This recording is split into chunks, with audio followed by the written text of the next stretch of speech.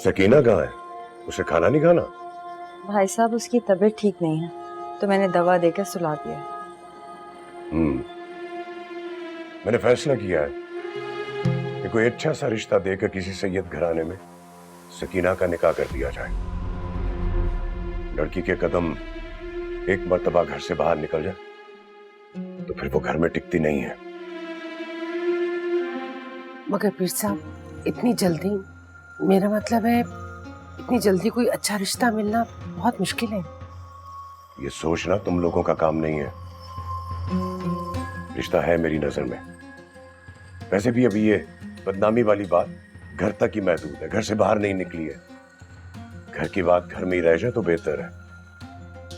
इस घराने की हुर्मत का ख्याल रखना हम मर्दों का फर्ज है। लेकिन भाई साहब किस रिश्ते की बात कर रहे हैं आप? आसपास तो सकीना की जोड़ का कोई रिश्ता है ही नहीं। मूसा अगर तुम्हारा रजाई बेटा नहीं होता ना तो वो तुम्हारी बेटी को बहुत अच्छी तरह से लगाम डाल के रखता। लेकिन अगर मूसा नहीं है तो कोई बात नहीं, ईसा तो है ना। ईसा ही संभालेगा और उसे खुश भी रखेगा। ईसा? मगर भाईजान ईसा तो। हाँ ईसा, ईसा से बेहतर इस घर में और कोई रिश्ता नहीं है। क्यों ईसा, क्या तुम्हें बाप के फैसले पे कोई एतराज है? जी नहीं अब्बा, आपका हुक्म सर आंखों पे। देखा, ये होती है तरबियत।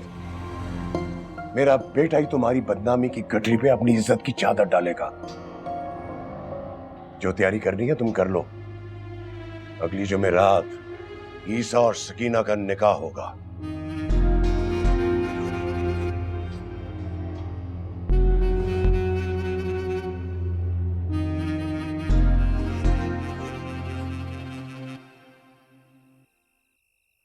नहीं नहीं नहीं, ये नहीं हो सकता। मैं और ईसा कि कैसे हो सकता है? वो तो मुझसे 2 माह छोटा है। मैं इस फैसले को मानने से इनकार करती हूँ।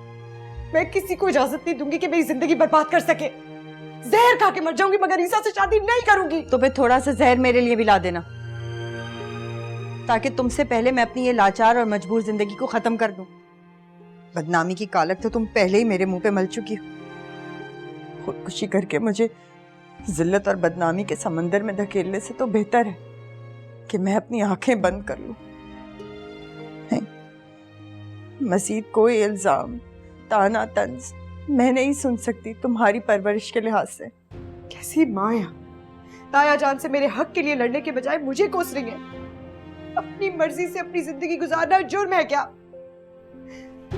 कौन सा गुनाह कर दिया मैंने अपनी पसंद को हासिल करने की कोशिश करके? मुझे इतनी बड़ी सजा मिल रही है कि ईसा जैसे जाहिल से मेरा निकाह पढ़ाया जा रहा है और आप कुछ नहीं कर रही। अपनी बेटी की जिंदगी बर्बाद होते हुए देख रही है। ऐसी होती है माएं?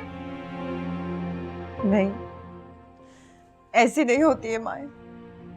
माएं तो बेटियों की ढाल होती है।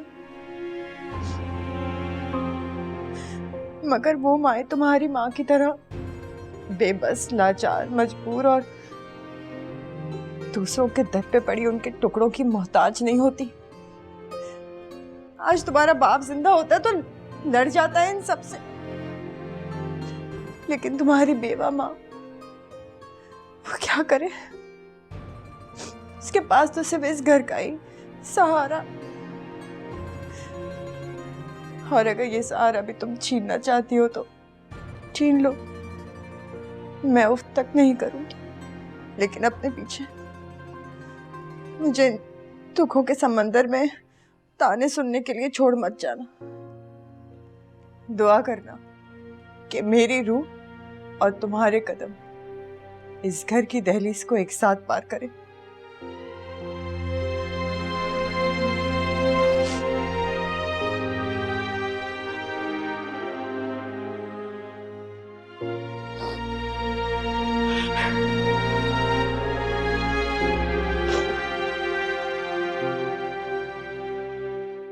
सोचने का मौका ही कहाँ दिया अब्बा ने, बस हुक्म सादिर कर दिया।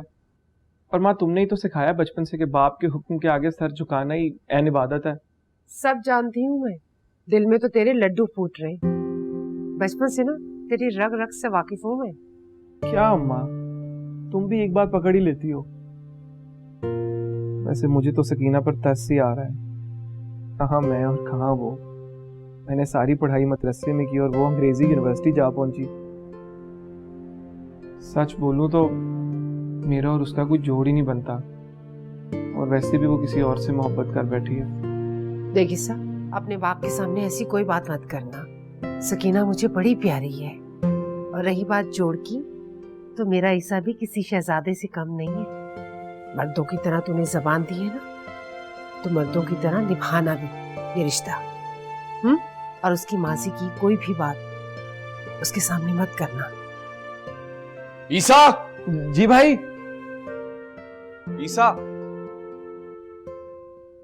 क्या सारा दिन माँ के घुटने से लगा रहेगा तू?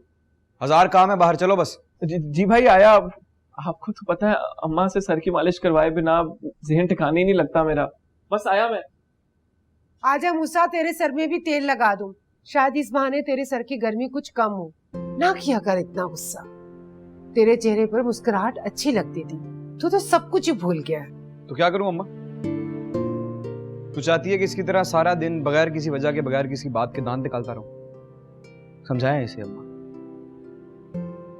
वैसे एक बात कहूं ईसा, तेरा शुक्रिया यार। तेरा भाई होने पर फख्र महसूस हुआ है मुझे। अम्मा अब्बा ने इसको एक दफा हुक्म दिया और इसने मान लिया। मैं भी अब्बा की बहुत इज्जत करता हूं, कभी उनका हुक्म टाल नहीं सकता, लेकिन अगर मुझसे ये मांगते, मुझसे ये कड़वा घूंट पिया नहीं जाता। मेरी बात और से सुन। ये कड़वा घूंट जो तूने पिया है ना, संभालना है तूने सकीना को। लड़की बागी हो गई है, और औरत से बेहतर बगावत कोई कर नहीं सकता, समझा ईसा? वो सब इतना पत्थर दिल तो नहीं था कभी। तो भाई आजकल अब्बा के दर्स में कुछ ज्यादा दिलचस्पी ले रहे हैं। आखिर आगे चलकर ही नहीं संभालनी है गद्दी खानदान की।